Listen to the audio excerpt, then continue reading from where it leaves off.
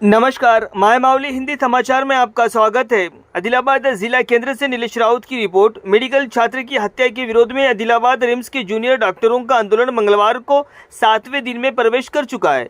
इसी के तहत उन्होंने स्थानीय सुपर स्पेशलिटी के सामने विरोध प्रदर्शन किया। लोगों को ये समझाकर जागरूक किया गया है कि यदि कोई महिलाओं के साथ दुष्कर्म व छेड़छाड़ करता है तो वो अपनी सुरक्षा कैसे करे। इससे पहले जूनियर डॉक्टरों ने महिलाओं की सुरक्षा और सम्मान का संकल्प लिया।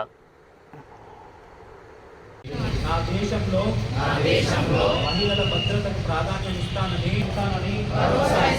నా దేశంపై గంభీరంగా ప్రమాణం చేస్తున్నాను చేసుకుంటానని మరియు పురుషులు మరియు స్త్రీల మధ్య శారీరకంగా పరిగణిస్తానని నేను వాగ్దానం చేస్తున్నాను। నేను నా కొడుకు కూతుర్లను 3 4 बंद करो अत्याचार 1 2 3 4 बंद करो अत्याचार ఖండించాలి అత్యాచారం ఖండించాలి and మీ ఫ్యామిలీ మెంబర్స్ ఒకవేళ బయట ఉన్నట్లయితే మీ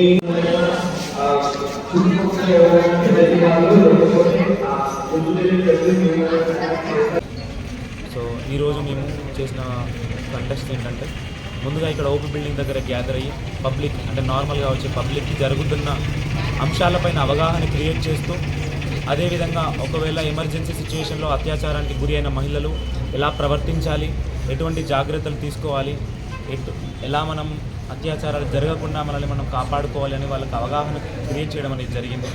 అదేవిధంగా ఒకవేళ పొరపాటున అత్యాచారం జరిగితే సెల్ఫ్ డిఫెన్స్ లాంటి చిన్న చిన్న యాక్టివిటీస్ కూడా ఒక డెమాన్స్ట్రేషన్ తరపుగా వాళ్ళందరికీ ఎక్స్ప్లెయిన్ చేయడం జరిగింది।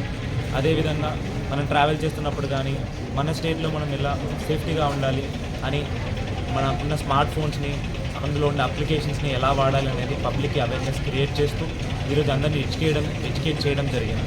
సో అదేవిధంగా ఒక భారతీయుడిగా ప్రతి మహిళ తన జీవితంలో ఎంత ఇంపార్టెంటో, ప్రతి మహిళ తన జీవితంలో ఎన్నో రోల్స్ని ప్లే చేస్తూ ఉంటుంది। సో వాటన్నిటిని గౌరవిస్తూ ఒక వాగ్దానం అయితే చేయడం జరిగింది।